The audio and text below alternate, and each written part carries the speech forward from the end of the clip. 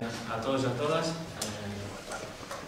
bienvenidos a la tercera jornada Retina Asturias, tu visión nos une, que celebramos hoy aquí en la ciudad de Gijón y en la que contamos con la presencia de la doctora Roser González Duarte, catedrática de Genética de la Facultad de Biología de la Universidad de Barcelona. Para nosotros es todo un honor y quiero agradecer especialmente a Roser el que comparta con nosotros su tiempo libre aquí hoy en Gijón, porque sé que ha tenido una semana dura, de mucho viaje, de mucho trabajo, y es de agradecer que dedique su tiempo libre también a compartir con nosotros el trabajo que hace en la Universidad de Barcelona, en el Instituto de Genética, y que lo comparta con nosotros, que nos ayude a aprender un poco más de todo esto que tiene que ver la genética con nuestras patologías visuales, ¿no? Hoy Roser nos va a hablar un poco de todo, ¿no? Lo que tiene que ver con la genética, con el diagnóstico, con cómo llegar desde el diagnóstico hasta la terapia y inevitablemente hay que pasar por los modelos animales, por la investigación. Durante muchos años hemos llevado el eslogan de la investigación está nuestra esperanza. Nosotros hemos siempre creído en Roser, en su capacidad, en su trabajo para conseguir que se conozca mejor todo lo que tiene que ver con la retinosis pigmentaria y las patologías asociadas, ¿no? Y como os digo, es para nosotros pues, todo un honor y que esté con nosotros. Ya simplemente le doy la palabra a Roser y luego posteriormente seguimos con la siguiente parte de la Quisiera empezar por agradecer la invitación. Es para mí un placer estar con vosotros, compartir nuestros resultados, y quiero aprovechar también para agradecer la fidelidad y la constancia del apoyo por parte de vuestra asociación, por parte de Andrés, que es un trabajador infatigable, y decir pues que a mí también me honra estar hoy aquí, que me honra vuestra amistad, me honra vuestra ayuda y me honra vuestro soporte a nivel de investigación. Estamos atravesando por momentos difíciles para la investigación, para otros temas también, pero la investigación es claramente uno de los temas que ahora se ven bastante en peligro por la situación económica, y yo creo que más que nunca hemos de hacer esfuerzos para ir hacia adelante. La investigación no se para, continúa en otros países, continúa yendo tan rápida como el AVE o más, y lo único que nos queda es nosotros continuar poniendo nuestro grano de arena, continuar ayudando a los afectados y continuar manteniendo una posición de dignidad y seriedad a nivel internacional, que esto para nosotros es muy importante y creo que es lo que hemos logrado conseguir en los últimos años de investigación. Es importante para nosotros muchísimo que cuando vamos a un congreso o hablamos con gente que está, científicos en primera fila, digan, pues si este resultado lo habéis tenido vosotros, pues esto es importante y vamos a hablarlo, se lo cree y podemos comunicarnos e intercambiar nuestros conocimientos. Esto para nosotros es altamente satisfactorio. Vamos a dividir un poco la exposición en tres puntos. Primero el tema del diagnóstico, que continúa siendo un tema candente porque no está resuelto, no está totalmente resuelto. Luego, brevemente, voy a hablar un poco de modelos animales y finalmente de terapia. Y quisiera decir que el mensaje de hoy, el mensaje subliminal de toda la charla, es claramente de esperanza porque se están realizando logros importantes. Es importante no desfallecer. La investigación es larga, pero es el único camino para alcanzar el conocimiento y es el único camino para que nosotros podamos un día decir que hemos logrado avanzar claramente en la terapia de esta enfermedad y hemos logrado eliminar o disminuir la angustia de todos los afectados. En cuanto a la primera parte, en cuanto al diagnóstico genético. El diagnóstico genético se inició hace 30 años con genes que diríamos eran genes claros, causantes de patologías de la retina. El gen, diríamos, ejemplo paradigmático sería la rodopsina. Hoy tenemos ya más de 58 genes directamente asociados a pigmentaria y tenemos más de 150 genes causantes de distrofias de retina, que son un conjunto de patologías que comparten síntomas clínicos con la retinosis pigmentaria. Son un cajón desastre de patologías que muchas veces han sido difíciles de diagnosticar, porque cuando el paciente va al oftalmólogo, el estado de la enfermedad ya es avanzado y le es difícil decir qué enfermedad concreta es, ponerle el nombre a la patología. Pero conocemos ya más de 150 genes y estimamos que nos quedan por identificar unos cuantos. Es importante el diagnóstico genético. ¿Por qué? De cada paciente es importante porque le decimos exactamente cuál es la alteración genética que causa la enfermedad y le ponemos en la línea de un posible tratamiento. Según cuál sea el defecto genético, tendrá acceso a una terapia u otra en el futuro. Podrá saber si está en la línea correcta, por ejemplo, si es una patología como RP65, un Leber o es un Stargardt, en qué línea, diríamos, de posible de candidatos a la patología se encuentra. Esto es muy importante para el paciente porque le abre una puerta a la esperanza, porque además le ponen una línea sólida, seria, de posible tratamiento de esta enfermedad. En el otro caso podría estar en cualquiera de las 150. Aquí le ponemos ya en la línea, en tratamientos que algunos están en un horizonte próximo, como veremos hoy. Pero además, en la familia es muy importante identificar quiénes son portadores asintomáticos, porque pueden tener hijos afectos. Si la transmisión de la patología es dominante, puede haber portadores que sean asintomáticos. Un fenómeno que no os voy a explicar, pero que nosotros en genética llamamos penetrancia incompleta, y es un individuo perfectamente sano, pero que es portador del gen deficiente y que cuando lo transmita es posible que su descendiente manifieste la enfermedad, porque la manifestación de la enfermedad depende de otros factores genéticos. Por tanto, es importante identificar cuáles son los portadores asintomáticos en la familia. Y en los casos de la familia de una herencia recesiva, también es importante identificar los individuos que son portadores. El gen CRB1, por ejemplo, un gen que causa distrofias, que causa retinosis pigmentaria y es generalmente severa, bueno, pues la pareja tendría que analizarse este gen si el individuo es portador, porque la probabilidad de tener un hijo afecto pues sería mucho más elevada que si dos individuos, que cada uno de ellos proviene de una familia en la que no está esta deficiencia en este gen, quieren tener un hijo. O sea que, tanto en el caso de una herencia dominante como en una herencia recesiva, es muy importante identificar aquellos miembros de la familia que son portadores, que pueden transmitir la patología a sus descendientes y que de entrada no lo saben, porque cuando van al oftalmólogo, el oftalmólogo mira al fondo de ojo y dice normal, hacen un electrorretinograma y dicen normal, no tiene ningún síntoma, no tiene por qué tener, pero en cambio puede transmitir la enfermedad. Finalmente, en el caso de un diagnóstico prenatal, también es muy importante conocer el diagnóstico genético. Se puede hacer un diagnóstico prenatal si la familia así lo considera y se puede saber si el feto estará afectado o no estará afectado. Esto en cuanto a, diríamos, la atención directa de la información, la atención a la familia, la repercusión de este conocimiento para el paciente es importante. Para la ciencia básica es muy importante. Muy importante porque nos ilustra cuáles son los genes y las mutaciones que causan esta enfermedad y nos pone sobre las pistas de estudio. Porque imaginemos que nos dicen, hay una carretera en España que está cortada. Bueno, pero a ver, si ahora ya nos dicen que es la de Madrid-Oviedo, pues lo tenemos mucho mejor. Si además luego nos dicen que no solo es la de Madrid-Oviedo, sino que es el tramo de León a Pola de Lena, pues ya lo tenemos mucho mejor.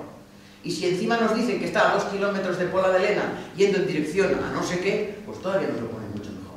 La identificación de los genes y las mutaciones que causan la enfermedad, a los científicos nos abren las puertas a estudiar cuál es el proceso celular básico que está alterado. Y nos pone sobre la pista de la carretera que tenemos que estudiar a fondo para conocer qué es lo que ocurre en esta carretera para que se produzca una pérdida de visión. Esto es muy importante. Para el oftalmólogo va a ser importante también. ¿Cuándo? Cuando tengamos una base de datos suficientemente amplia como para que para él pueda ser una pista muy importante para poner el diagnóstico preciso, para hacer el diagnóstico preciso, saber cuál es la base genética. Porque entonces no solamente tendrá una llave para asegurar el diagnóstico, sino que además va a tener un conocimiento muy sólido para establecer un pronóstico. Y al paciente no le es igual que le digan, mire, la evolución de esta patología en el 90% de los casos es así o es asá. No es lo mismo, no es lo mismo. Y este conocimiento también tiene una base genética muy importante.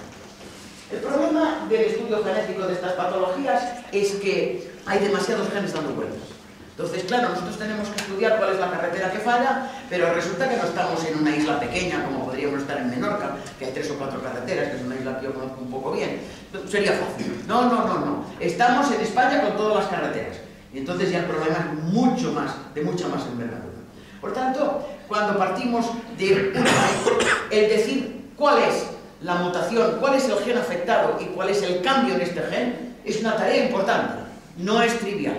No es el caso de enfermedades como la fibrosis quística, que hay un gen mayoritario, o la hemofilia, que hay 2 genes mayoritarios. No, hay 150. Bueno, 150 se pueden estudiar, claro, se pueden estudiar, con un esfuerzo de dedicación, de tiempo en el laboratorio y de coste económico muy importante. Tan importante que no es viable. Y que, por tanto, hay que, por un lado, o buscar atajos para ir buscando la carretera, o utilizar metodologías de estas que hoy día llamamos metodologías de alto rendimiento, secuenciación masiva, que nos permiten hacer un análisis global. El problema, vamos a dividirlo en estas 2 partes. Sí, nosotros podemos buscar un atajo, es lo que hemos hecho en nuestro equipo de trabajo. En el equipo en el cual yo estoy implicada desde hace 30 años, hemos diseñado chips que nos permiten, en casos familiares, descartar los genes que no causan la enfermedad en la familia. Y esto es muy importante, porque si de estos 150, el chip que nosotros hemos hecho tiene 100, no tiene 150, porque tiene, diríamos, los genes más frecuentes. De estos 100, ya de entrada descarto 95, me puedo plantear estudiar 5 en el laboratorio. Probablemente será el trabajo de un par de semanas de un técnico a tiempo completo y con unos costes asequibles. Lo que no me puedo plantear es estudiar los 100. Pues bien, nosotros hemos hecho 3 chips. La última versión del chip, no quiero explicárselo en detalle, analiza los 100 genes más frecuentes, más prevalentes, que causan distrofias de retina. Y analizamos, este chip solo sirve para casos familiares, es decir, familias en las cuales haya más de un afecto. Si hay 3 o 4 afectos, mejor. La probabilidad de tener un buen resultado y de descartar muchos genes es más elevada. Pero si hay más de un afecto, ya podemos utilizar. Se basa en unos principios genéticos que no vamos a describir, pero sin decirles los últimos resultados que ahora los estamos escribiendo para publicar. Hemos utilizado 33 familias, hemos diagnosticado fácilmente 14, no está mal. Hemos diagnosticado el 42% con este chip fácilmente. Estamos ahora continuando con las que no hemos podido diagnosticar porque nos han quedado más de 3 genes y algunas las diagnosticaremos en breve. El coste es muchísimo más limitado que lo que podría representar secuenciar los 100 genes. El coste podría ser del orden de unos 200 euros por familia. Hemos encontrado 8 mutaciones nuevas. Hemos encontrado en total, me parece que hemos descrito 16 mutaciones, sí, hemos descrito en total 12 mutaciones, 8 de estas mutaciones son nuevas, lo que también nos ilustra que hay una gran variabilidad en los cambios a lo largo de estos genes y que las mutaciones descritas no explican todos los casos, sino que casi cada familia puede tener otros casos. Y los genes en los que hemos encontrado más mutaciones son CRB1 y UIS2A. Pero además, muy importante, este chip nos ha servido para descartar todos los genes en 3 familias, todos los conocidos. En estas familias vamos a emprender la búsqueda genómica de nuevos genes. Vamos a buscar un nuevo gen. El gen que causa la enfermedad en esta familia no es ninguno de los conocidos y ya los hemos descartado en 3 familias. Esto es muy importante. nos abre la puerta para identificar un nuevo gen.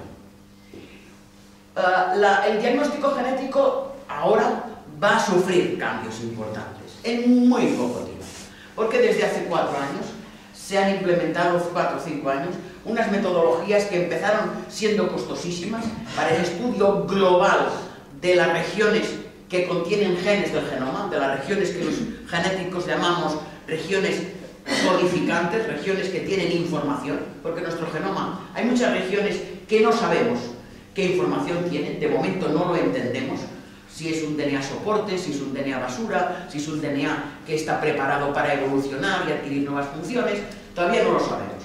Pero el 98% de nuestro genoma no nos interesa porque nos complica mucho la vida y de momento no hemos identificado que sea un DNA codificante, que sea un DNA que tenga una función concreta. El 2% sí, estudiar este 2% en breve se hará mediante secuenciación del exoma. La secuenciación del exoma nosotros también, es lo que haremos ahora con estas 3 familias, es una metodología que utilizamos y que solo apunto a 2 cosas. El coste de momento es todavía inasequible para, diríamos, establecer protocolos en la seguridad social, en la sanidad pública, porque protocolos convencionales, porque el coste del exoma mínimo son 1.000 euros y luego hay que calcular el tiempo del estudio de los datos obtenidos, que es el estudio que un bioinformático puede llevar durante 2-3 semanas para analizarlos. Entonces, como mínimo. Entonces, este estudio que permitiría estudiar no los 150 genes, no, todos los genes del genoma, pues hay que decir que quizá en un par de años estará totalmente sistematizado. De momento no es excesivamente costoso, pero las herramientas existen.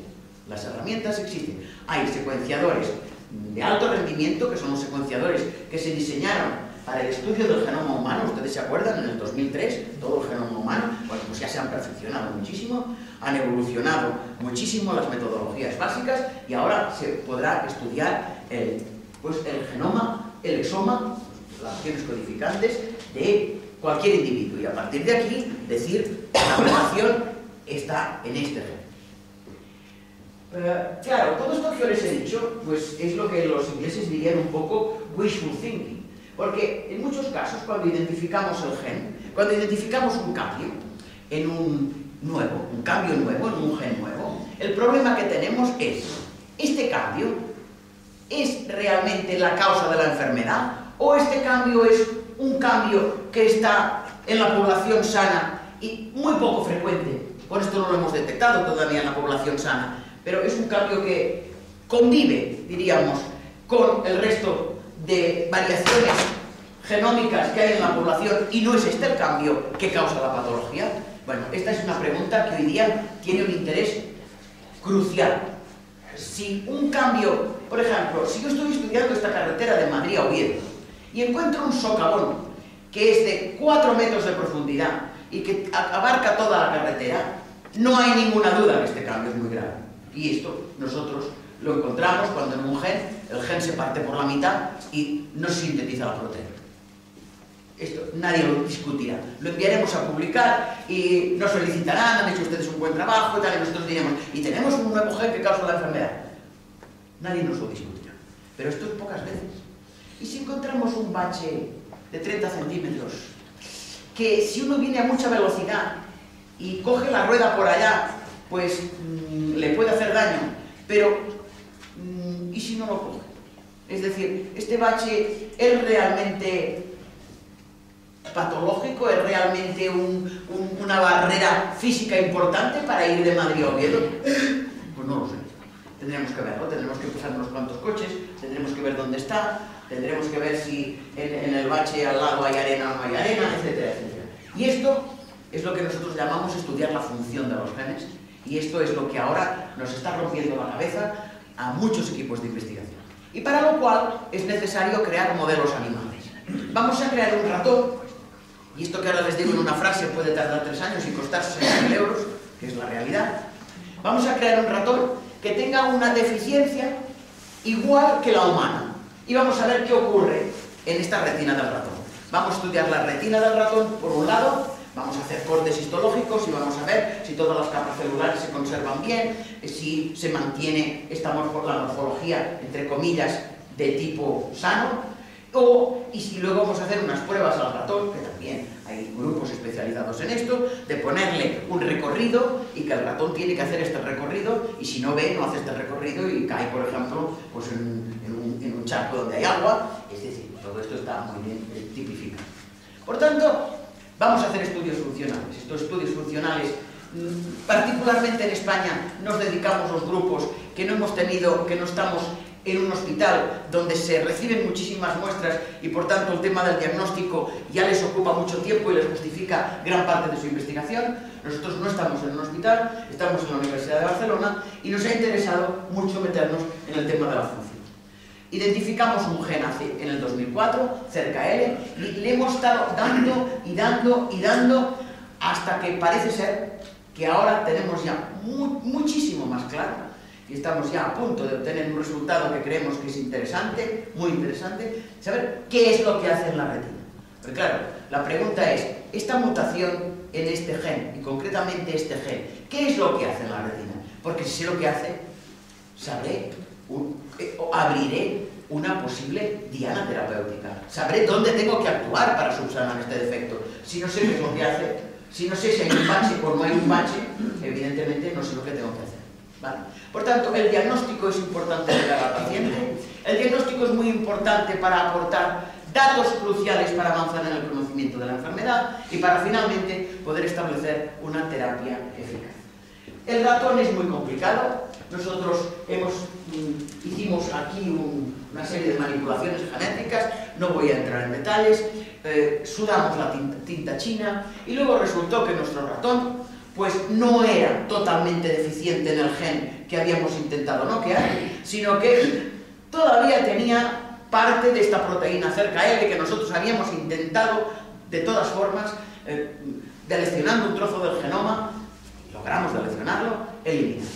¿Por qué? Porque el gen de al lado se pone en marcha y activa algo que no tiene que activar y nos revienta por la mitad el experimento porque parte de este gen continúa expresándose.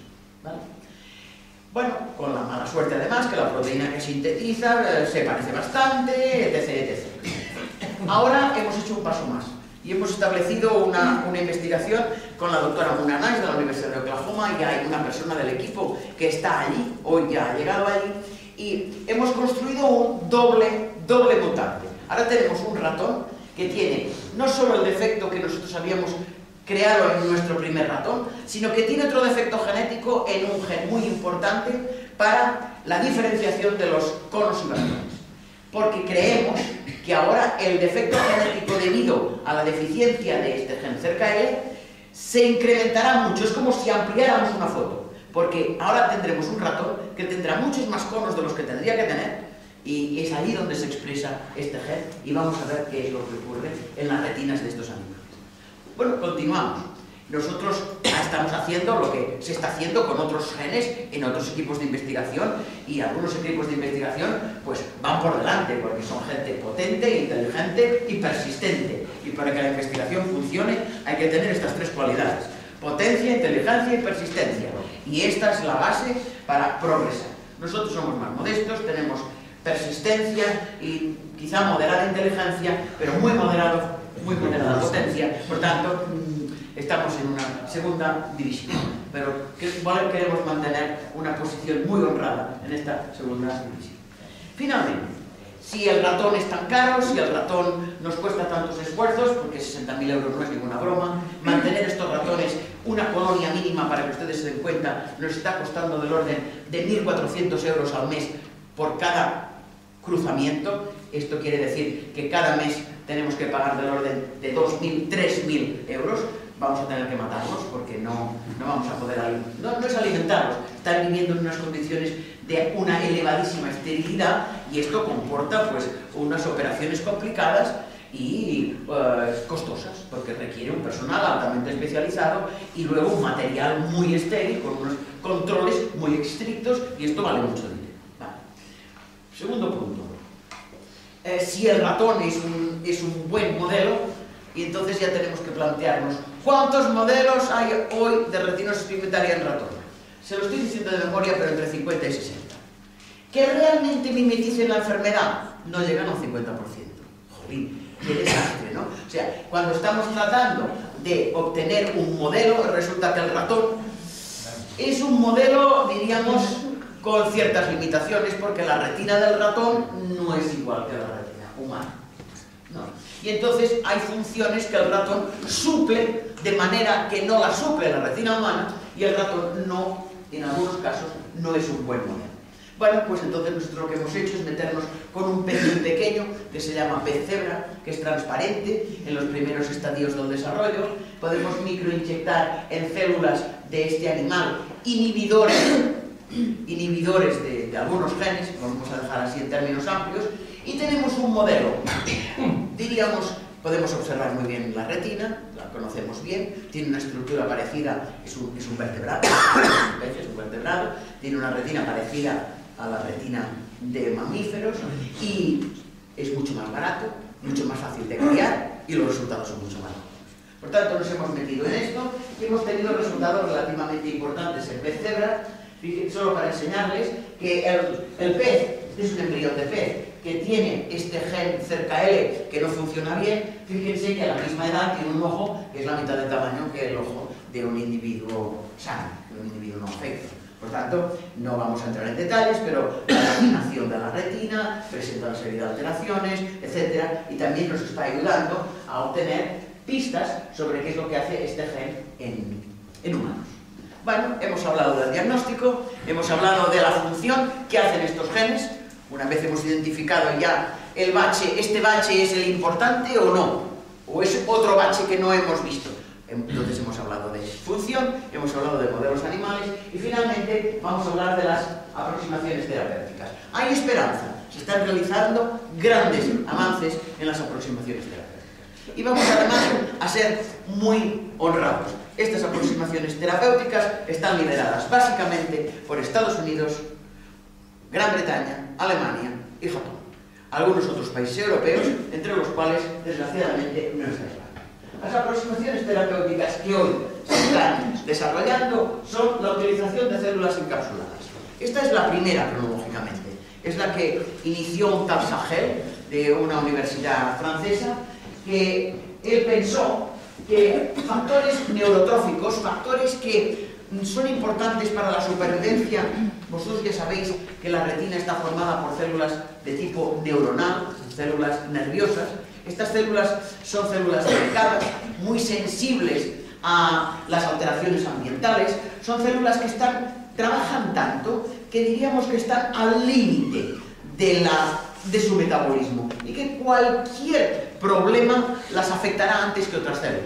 La prueba es que un individuo que tiene un defecto en un gen de retinosis, todo el resto del organismo muchísimas veces lo tiene perfectamente bien. Donde se manifiesta el defecto lo tiene en todos los sitios, El defecto lo tienen las células renales, las células hepáticas, en las células epiteliales, pero donde manifiesta el defecto es en la retina. Por tanto, esto ya nos está dando idea de que es un tejido frágil, que es un tejido que delante de las, diríamos, alteraciones, agresiones ambientales, es un tejido que sufre antes que otros.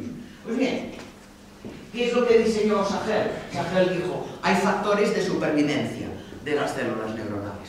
Factores que sabemos que son unos compuestos que actúan de forma, como esos factores neurotróficos, que estimulan determinados pasos metabólicos y que protegen a estas células frente a procesos oxidativos.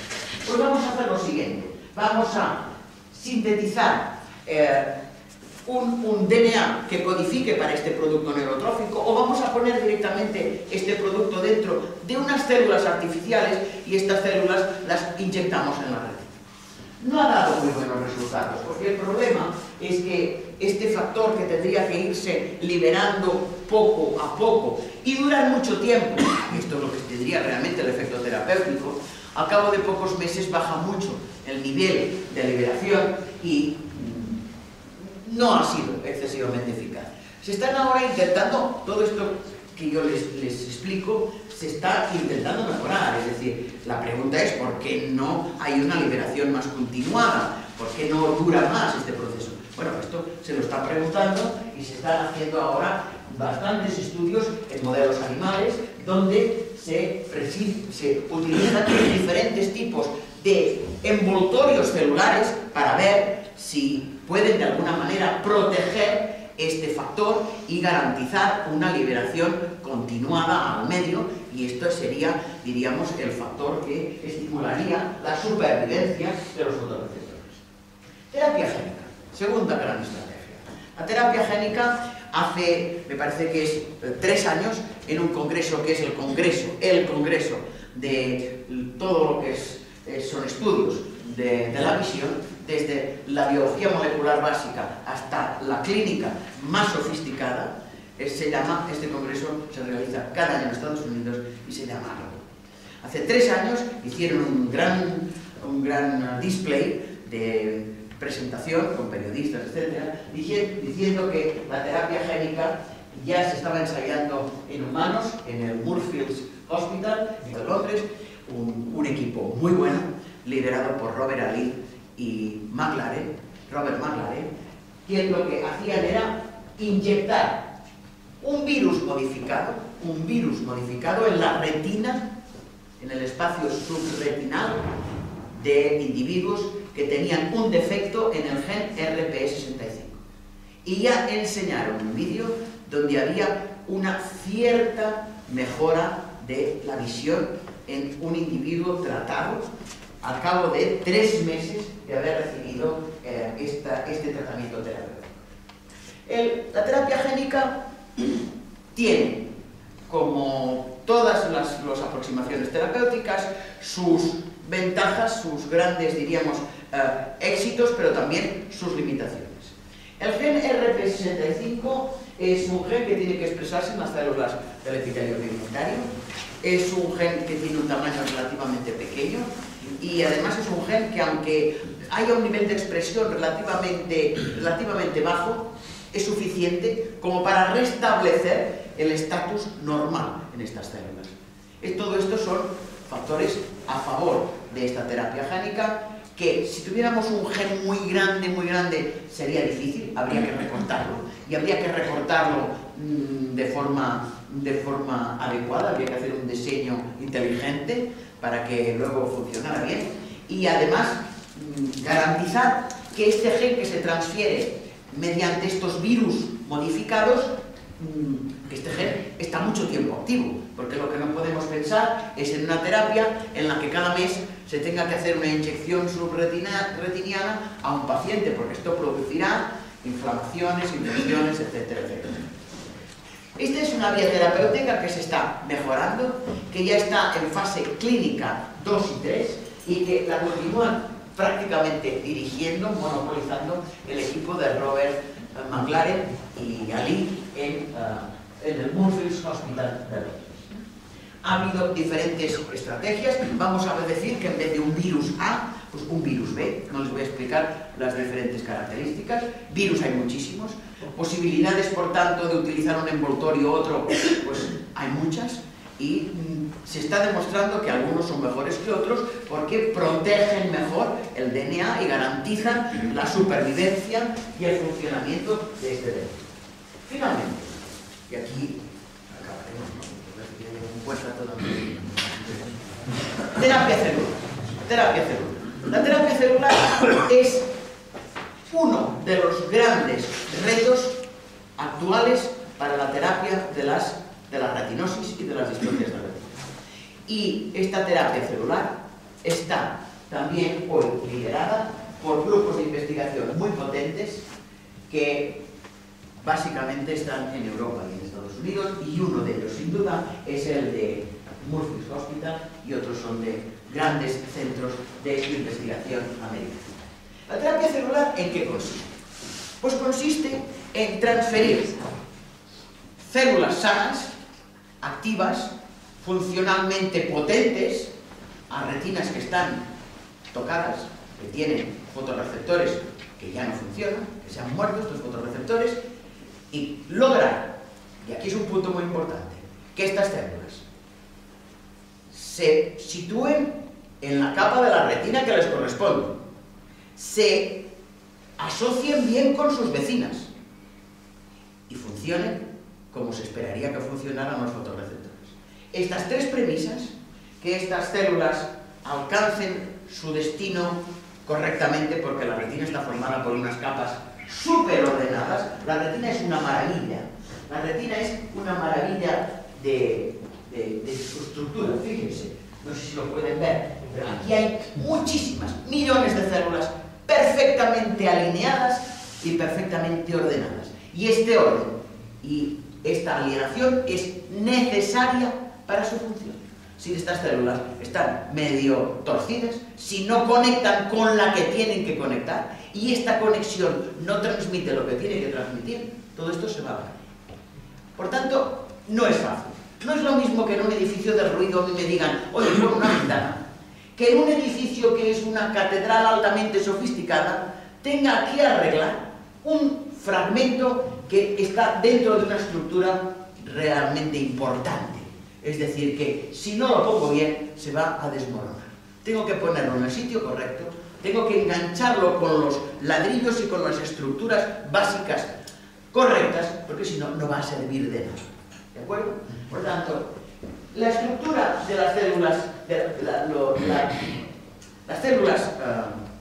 la terapia celular, basada en células, diríamos, del exterior, en células que se van a introducir, a transferir, a trasplantar al paciente, la naturaleza de estas células es muy importante. Primeros pasos. En 2006 ya aparecen los primeros artículos en las primeras revistas científicas, Nature, Science, primerísimas revistas, diciendo las células ES pueden ser transferidas a la retina de ratones deficientes y se implantan bien. Células ES, ¿qué son? Son células procedentes de embriones muy tempranos, células que tienen la capacidad de autodividirse y rediferenciarse hacia cualquier tipo celular. ¿Cuántos tipos celular tenemos en humanos? Bueno, pues del orden de unos 300 y algo. En el caso del ratón, 200 y algo, 250 tipos celulares en ratón.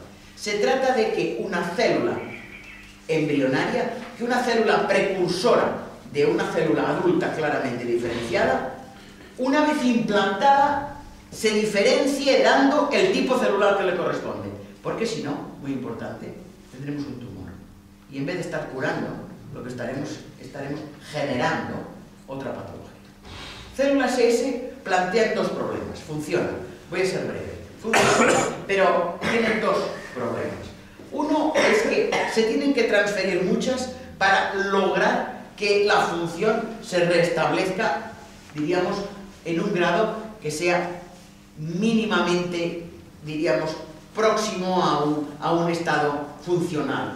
Porque si trasplantamos pocas, no hacen ningún efecto, o muy poco. Tampoco que no vale la pena todo el trabajo que representa y el tratamiento que representaría al paciente. Otro problema, los teratocarcinomas. Todavía no sabemos muy bien cómo se controla este paso de diferenciación desde esta célula, ahora digo el nombre, ES, célula madre embrionaria, stem cell, hacia un tipo celular determinado.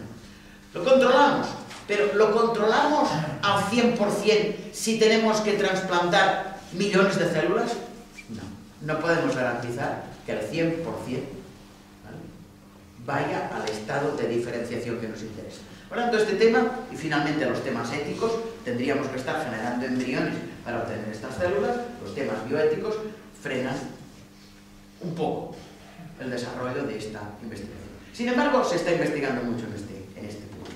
Pero lo que hoy es la estrella, lo que hoy es, diríamos, el Oscar de Hollywood de la investigación en la terapia de retina, es la utilización de células que se llaman IPS, Induced Pluripotent Stem Cells. Células que provienen del paciente, y ahora fíjense bien, son células que habían llegado a un estado de diferenciación XZ. Pues las hacemos ir atrás, a células que están desdiferenciadas, y las volvemos otra vez a reprogramar para que vayan a fotorreceptores. Células que proceden de fibroblastos de la dermis del paciente. Dejan de ser fibroblastos en condiciones, diríamos, de cultivo muy especiales, y las volvemos a reprogramar para que, una vez reimplantadas, sean fotorreceptores. Acaba de publicarse un trabajo, hace un mes, en una revista científica muy importante, ha salido en todos los medios de comunicación americanos, diciendo que este es uno de los avances clave para el tratamiento de estas enfermedades de retina. Lo resumiría: implantar células, y ahora añado una cosa, si son del paciente tendrán que estar modificadas genéticamente, porque el paciente tiene un defecto genético que es el que queremos curar, ¿vale? Células modificadas genéticamente, precursoras de células fotorreceptoras.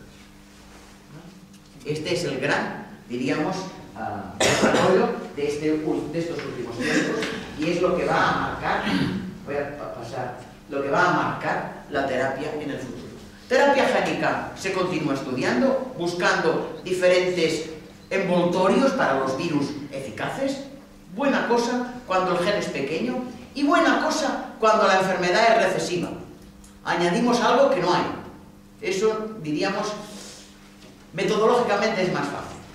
Mucho más difícil en una enfermedad dominante, donde lo que tenemos que hacer es inhibir específicamente un gen que no funciona bien y no tocar el alelo sano, que es el que garantiza que esta función se realice en estas células.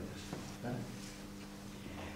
¿Dónde se realizan los experimentos de terapia génica? Pues donde se realizan, empezamos por distrofias de retina, terapia génica y terapia celular. Esto está basado en una base de datos del NIH, National Institute of Health, que es una institución seria, fiable. Lo miré hace 8 días.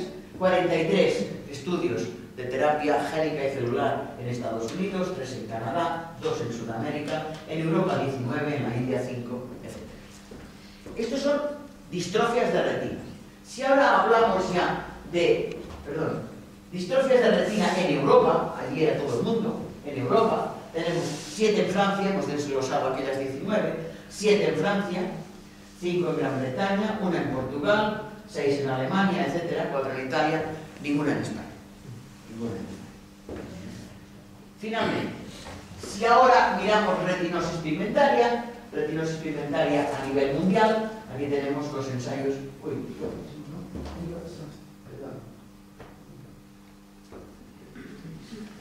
Pigmentaria en todo el mundo, distrofias de retina en Europa.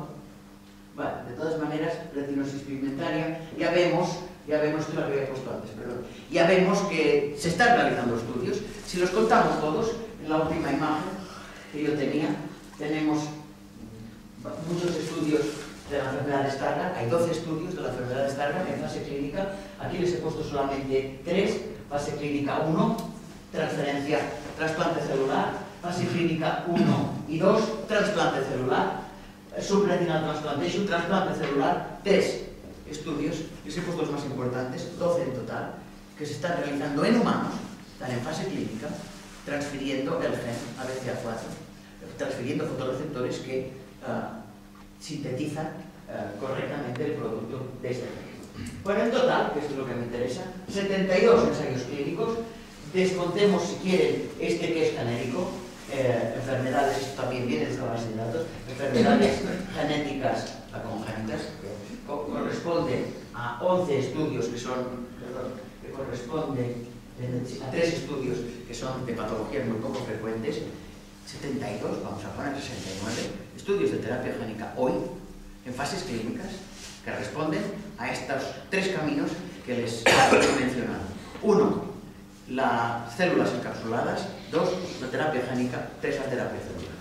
Hemos de ser realistas, falta todavía un camino importante por recorrer.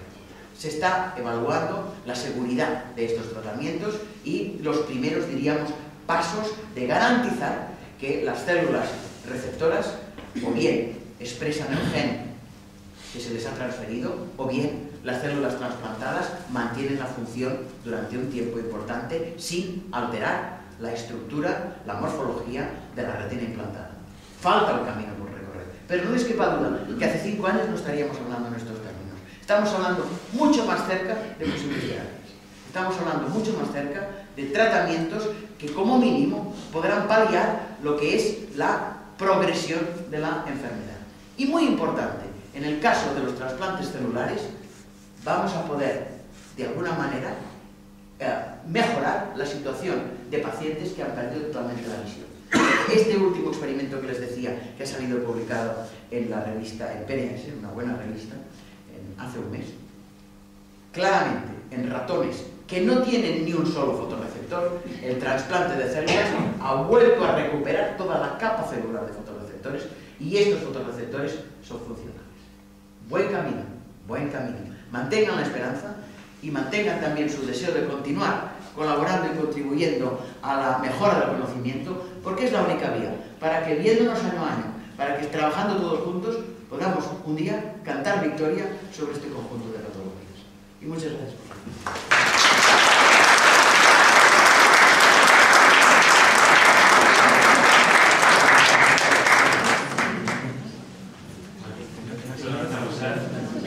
Como veis, esto de la crispia tiene su dificultad. He tratado de hacerlo asequible, pero es muy difícil. Reconozco que es muy claro. De todas maneras, profesor, yo creo que, como siempre, nos da una lección de que bueno, es un camino difícil, pero hay que seguir en él. Y que estamos avanzando. No estamos explicando mentiras. Estamos avanzando. A bote pronto. Abrimos un turno de palabras de... Ahora que tenemos fresco todo lo que nos ha contado usted, si quieres y le podemos plantear a Roser cualquier tipo de consulta. ¿Quién se lanza? Andresa, si quieres, empiezo yo. Ah, mira, Joaquín, el doctor Castro. No pongas el nivel muy alto que luego nos cuesta preguntar a nosotros. Es por romper un poco el hielo. Desde luego creo que el camino es la investigación, está claro. Roser lo vive, se ve que tiene pasión por el trabajo y que disfruta de ello. Yo veo un pequeño problema en el tema de la investigación, ¿no? Es que a veces, y esto ocurre en general en toda nuestra sociedad, hay una serie de condicionamientos de tipo económico detrás de ello. Hay veces que la propia investigación está muy mediatizada por la industria porque buscan los beneficios económicos, y esto para mí es un problema serio porque creo que ha de ser solidaria. Esta investigación ha de ser solidaria, ha de ser buscando la finalidad, buscando el último fin, que es el beneficiar a los pacientes, y no el rendimiento económico que algunas empresas que hay detrás de todo esto es lo que están buscando. Entonces eso yo lo veo un poco en peligro y ojalá no fuera así, ¿no? Es una visión un poco personal. Por otra parte, creo que es un poco triste o a un poco de pena que habiendo asociaciones como la vuestra que tiene pues un potencial tremendo y gran cantidad de personas y de esta problemática, pues no se ponga, todas las personas no se pongan a disposición para poder desarrollar, en lugar de tener que utilizar ratones tal. Está perfecto lo del ratón, ¿no? Antes de llegar a esto, pero que veo que a lo mejor habría que tener un poquito más de implicación de las propias asociaciones, estar a disposición para que se pueda hacer ya el estudio, la investigación más a nivel ya del propio paciente, ¿no? Entonces ahí a veces las universidades van un poco por libre, fuera de lo que es la propia sociedad, o van por delante, trabajando con eso. Yo creo que se necesitaría un poquito más de implicación de las propias asociaciones, los enfermos, con la propia universidad, ¿no? No lo sé, pero qué piensa Roser, pero bueno. Nosotros hemos intentado intensamente, yo diría, aproximarnos a las asociaciones. De hecho lo hacéis porque estáis aquí, actúa ahora con esto, ¿no? Sí, no siempre es fácil, Y para que exista una buena sintonía, yo creo que se requeriría, por un lado, la voluntad de cooperar por ambas partes y, por otro lado, a nivel también de investigación, unas plataformas más sólidas, más serias, de cara a dirigirse a estas asociaciones. Por ejemplo, asociaciones que tienen recursos como la ONCE reciben información tan fragmentaria, en muchos casos, que les debe ser difícil también hacerse idea de cómo tienen que actuar. Y por otra parte, ella en general, en todo el país, continúa siendo bastante cierto que el respeto por el conocimiento es escaso. O sea, no es un país que vibre con el conocimiento. Y eso no solo a nivel de distrofias de retina, sino a nivel de otras muchas patologías. Y eso también lo estamos pagando. Es como, bueno, nunca salimos de la primera fila y esto nos cuesta mejorarlo. Porque es un poco...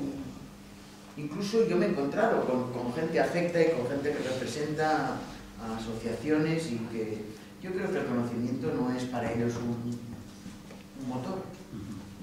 Delante de esto también tienes que, bueno, pues adaptarse a lo que hay y continuar funcionando. Es decir, a ver, las condiciones para hacer investigación sobre estas patologías son óptimas. Si pudiéramos definir unas condiciones óptimas, pues no, estamos muy lejos. Pero para mí este no es el motivo para pararse. Hemos de continuar. Y la prueba es que hemos hecho mucho trabajo, bueno, con las condiciones que teníamos.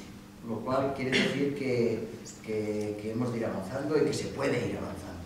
Y que cada vez que se vaya avanzando más, también estaremos en una posición más sólida para decir, bueno, estos son nuestros achievements, quizá la sociedad tiene que entenderlo y apoyarlo, ¿no? Hay un aspecto que a mí siempre me ha parecido de las universidades. Las universidades, para mí, la razón de ser de la universidad, de la investigación, es la propia sociedad. Y la universidad ha de implicarse en solucionar problemas de la población, ¿no? Entonces tiene que haber una implicación y una relación. Veo a la mayor parte de las universidades a otro nivel, ¿no? Ellos buscan su propio... A ver, yo no sé si... Yo creo que si entramos en el tema no sé, de las instituciones en España, ya. Vamos a tener que repartir Kleenex. No hay ninguna institución más. Y la universidad tampoco, y la conozco muy bien. O sea que soy ultra crítica de las universidades y especialmente de los que dirigen las universidades, del ministro que se responsabiliza de las universidades, de la secretaria de Estado que tendría que tomar decisiones sobre las universidades. Soy ultra crítico. Pero no creo que tengamos que entrar aquí porque no hay nada. En este país todo está hoy en equilibrio inestable. Perfecto. Desde arriba hasta abajo. No, hay que cambiarlo. Por lo tanto, hay que cambiarlo. Y una forma de cambiarlo, creo yo, es trabajar bien y trabajar honradamente. Sí. Yo creo. Igual que tú en el hospital, que seguramente estáis con algunos problemas y la única forma de mantener, diríamos, una calidad y una coherencia es con un esfuerzo personal. Y en la universidad, desgraciadamente, lo mismo. No voy a ser yo que salga hoy en defensa de las universidades. Bueno, la universidad la delegación que pueden ustedes de la universidad tiene una buena coordinación con los hospitales que tratan las enfermedades. No mucho. No mucho porque en muchos hospitales tienen sus servicios de genética que más o menos tratan de resolver estos temas. Y claro, aquí se establece también que cuando la situación es de una cierta... Cuando las situaciones que se basan en una cierta escasez no generan un buen rollo. Generalmente generan mucha más competencia. Y una competencia que muchas veces gana nunca tendría que ganar, sino que está mejor colocada, por razones que no necesariamente son científicas. En nuestro país estamos en una situación de una cierta pobreza y esto ha generado malos rollos y la gente que tiene muestras las tiene guardadas en un cajón y no las da, aunque no las estudie. Pero, eso es falta de solidaridad. Pero las hay, Eso es tremendo. Pero las hay. Sí. Y hay bastantes. Mientras lo tenga yo, no lo tiene el vecino. Claro. El vecino no lo va a estudiar. O la otra estrategia que se utiliza en este país, hay dos. Esta, lo tengo yo cerrado con llave y esto no lo va a tocar nadie. Dos, voy a intentar dar mis mejores muestras a equipos potentes de fuera, porque así cuando publiquen sale mi nombre. Y esto es otra práctica habitual. Gente que tiene muchas muestras y selecciona las mejores. Esto ha generado toda una consorcia. Vamos a correr un poquito de lo. Entonces yo creo que por aquí no vamos a avanzar. Lo que nosotros tenemos que hacer... centrarnos en lo que nosotros podemos hacer. No, y estoy yo harta de decir a mi equipo, esto no nos hace avanzar, esto nos hace retrasar, darle vuelta a este tema. Vamos a seguir adelante. Y la prueba es que, bueno, modestamente, pues hemos obtenido resultados. Ahora, el esfuerzo detrás es duro, sí, claro, pero seguro que ustedes tampoco lo tienen fácil, ¿eh? O sea, nosotros no lo tenemos fácil, pero seguro que ustedes en su vida diaria tampoco lo tienen.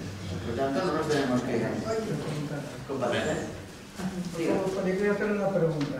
Las personas que empiezan la enfermedad con una anquilosis pigmentaria y después, con el paso del tiempo, pues eso avanza y como no hay eso, sí, pues pasan al otro grado. Sí. ¿Hay alguna esperanza? Sí. Yo creo que en un plazo de tiempo, muy difícil decir cuánto, muy difícil, porque los resultados se basan, o sea, los experimentos se basan en unas hipótesis y a veces los resultados no confirman esa hipótesis, porque la hipótesis está basada en un conocimiento previo que es fragmentario. Por tanto, nosotros podemos ahora hipotetizar que este nuevo tipo de células desdiferenciadas de esta forma ABC van a funcionar bien y luego cuando lo probemos en varios modelos resultará que no funcionan bien. Por tanto, lo que nosotros habíamos previsto resolver en un año, volvemos a estar en el mismo camino al año siguiente. Esto es muy frecuente en la investigación. Nosotros iniciamos el estudio de un gen cerca a él en 2004 y ahora estamos, yo creo, muy a punto de saber qué es lo que hace. Oiga, ¿cuánto tiempo ha pasado? Del 2004 al 2013. Ninguna broma. 9 años y no nos hemos dormido. Entonces, ¿cómo está la terapia? Infinitamente mejor que hace 5 años. Infinitamente mejor que hace 10. Nadie le dirá, en 3 años estará la terapia. Pero se está avanzando tan rápido que hace prever que en un futuro próximo, en años, no en décadas, en años, habrá diferentes estrategias terapéuticas que, según el caso, serán realmente efectivas. Mire, esto además la investigación, como todo, es una progresión geométrica. Cuando hay resultados positivos, inmediatamente se añaden más equipos de investigación. O sea, que ahora al señor Manglaret le han salido enanos por todos lados. En el Japón, en China, entonces, ¿por qué? Porque ven que es un campo fructífero para el cual hay dinero, para el cual muchos pacientes detrás esperan, ¿no? Y por tanto, la progresión en conocimientos es geométrica, no es aritmética. Y esto es muy importante, y esto les tiene que dar esperanza. Por ejemplo, la de Mais, uno de los casos de trasplantes celulares que se hará inicialmente será para la distrofia macular asociada a la edad. ¿Por qué? Porque no hay un defecto genético, diríamos, de un gen. Son una serie de factores que con el tiempo las células han ido envejeciendo, pero no hace falta modificar las células del paciente. Se toman células de la epidermis o de la dermis, se desdiferencian estas células, se vuelven a hacer ir hacia atrás y luego con una serie de manipulaciones experimentales se preparan para que vayan hacia el camino de fotorreceptores y se implantan. Pero estos son fotorreceptores jóvenes. Este señor o esta señora que tiene DMA le ha salido a los 70 años. Bueno, estas células hasta que no tengan 70 años a lo mejor no les pasa nada. Estas serán los primeros, ¿vale? Stargardt, otra de las que está muy a punto. Ahora, nadie le va a decir, mire, de aquí a 2 años tiene usted una terapia. No. Pero yo diría que vale la pena estar en este tiempo siguiendo este desarrollo con esperanza, porque estos resultados, yo les prometo que son verdad. No es alguien que en una noche de insomnio se ha puesto a decir he obtenido esto. No. Estos resultados están contrastados por distintos equipos de investigación y por gente muy sólida. ¿Vale? Ahora, ¿cuándo estará exactamente? Esto no se lo puede decir nadie. Muy bien. Hay un aspecto que comentaste. Yo creo que muy recientemente se ha aprobado un tipo de prótesis por la FDA para... No tiene nada que ver con la terapia génica y tal, pero sí pienso que para casos de... Yo no soy... ¿Quieres decir la visión artificial tú? Sí. Claro, yo en esto no he hablado porque no soy en absoluto especialista. Ya, yo lo entendí, lo comprendí esto, pero bueno, que es un aspecto más de terapia, ¿no? una forma para determinados casos, quizás individualizando el proceso y la causa, pues puede tener algún interés. Yo creo mucho más en la línea de la terapia génica y la terapia celular. Bueno, los pacientes no tenemos una predilección especial. En cada caso sabemos que será diferente. Tú buscas algo que te solucione un poco tu situación, aunque sea una prótesis, ¿no? Evidentemente, cuando ya no hay un resto visual, pues la visión artificial será un resultado. Sí. En los primeros estadios, cuando son pacientes jóvenes, la terapia génica vendrá muy bien, porque podremos resolver algo que aparece muy temprano. Y luego en otros muchos casos pues podremos utilizar lo que comentaba también Roussel del tema de los factores neurotróficos que nos permitirán reducir el tiempo, que a lo mejor luego nos permitirá beneficiarnos de la terapia celular. Bueno, todos tendríamos que estar haciendo un homenaje a la oveja Dolly, que hace 10 años, la oveja Dolly, que es la precursora. Sí, hay mucho respeto, porque gracias a la oveja Dolly supimos que una célula diferenciada adulta podía ir hacia atrás, volverse a reprogramar y dar lugar a todas las células diferenciadas de un organismo. Poca broma con este experimento. Este fue el primer paso de lo que hoy se llama el trasplante celular, de lo que hoy se llama la medicina regenerativa, y todo el quid del tema es coger células sanas, hacerlas ir hacia atrás, desdiferenciarlas y volverlas a reprogramar. ¿Vale? Y esto, la progenitora fue la oveja Dolly. ¿Tienes ahí una señora? Venga, una pregunta ya. Sí. Yo tengo retinosis pigmentaria. Tengo una hermana también con retinosis pigmentaria. Mis padres son sanos. Pero yo tengo 7 hijos y 2 de ellos tienen síndrome de Wolfram, que también afecta, no afecta exactamente a la retina, sino a nervios. A mí no me han encontrado, retinosis pigmentaria no me han encontrado el gen. Pero sí soy portadora de Wolfram junto con mi marido, o sea, el mismo caso que mis padres. Yo digo, ¿puede tener alguna relación? ¿Con los hijos? La retinosis pigmentaria que yo tengo con el síndrome de Wolfram. En ciencia nunca podemos decir que no. Nunca. En principio, yo ahora no tenía que estudiar el síndrome de Wolfram, no me lo sé de memoria, pero es muy posible. Es posible. O sea, fíjese, déjeme que se lo argumente de otra manera. 2 enfermedades raras en una misma familia es totalmente improbable. Lo más probable, es una hipótesis, Sí. es que sí que tenga. Porque mis padres... Pero ¿cuál es la relación? Esto ya es mucho más complicado de explicar. Mis padres, o sea, no tenían consanguinidad, o sea, eran... Bueno, eso tampoco es verdad. En el sentido, mire, todos venimos de la mierda. Entonces, muchas veces que ustedes no compartan los apellidos, los 4 o 6 o 8 apellidos, no quiere decir que no haya un predecesor, un antepasado. 6 generaciones antes, que usted no ha conocido ni sabe quién es, pero que a través de él se ha transmitido este gen por 2 líneas distintas que luego han vuelto otra vez a encontrar. ¿No? Y la casualidad luego que lo mismo que pasó a mis padres, ha pasado a mi marido y a mí, que tampoco somos de la misma ciudad. Con 2 hijos igual. Y yo soy portadora fija de Wolfram. Sin embargo, lo de la retinosis pigmentaria no se me ha entendido, y yo tengo retinosis pigmentaria. Y pienso... Lo tenemos que estudiar. No sé. ¿Sí? Sí. En ciencia no se puede decir nada blanco. ¿El quién me lo estudia? Ya hablaremos después. Bueno, ¿de qué manera puede, cuál es la mejor manera de que un paciente pueda cooperar con un investigador? Bueno, hablando con Andrés Mayor, dando muestras, haciendo el árbol de su familia y dejándose... ¿Esa muestra sanguínea? Sí, 3 mililitros de sangre, que esto no mata a nadie, porque nos hemos hecho una analítica muchas veces. Y Andrés sabe perfectamente cómo podéis estar. Muchos lo saben. sí. De hecho, yo creo que casi todo el mundo que está en esta sala, o casi, no casi todos, no todos, casi todos. Perdón, viendo que hay trasplantes de corazón, de pulmón, muchos órganos importantes, el trasplante de un ojo no es una vía. De momento no, es muy complicado, porque el ojo tiene que dar señal. De momento es técnicamente muy difícil que el ojo que usted ponga funcione como lo quiere funcionar. Hay que tener en cuenta que por el nervio óptico pasa 1,5 millones de fibras nerviosas que conectan la retina con el cerebro, y eso hoy por hoy es inviable conectar eso. Bueno, la última pregunta se la dejamos a José María Casado, que está aquí a la derecha. Yo quería hacer, no sé, sin más, como hemos visto que no hay ningún grupo en España que esté, bueno, pues con estas investigaciones punteras, en caso de que alguna de estas terapias funcione de verdad, ¿cuál sería la probabilidad o el procedimiento para que nosotros podamos beneficiarnos de ella? Te la van a vender enseguida. Pues yo creo que no sea, claro, que no sea a 75.000 euros que vale, por ejemplo, el microchip que ahora mismo ponen de visión, ¿no?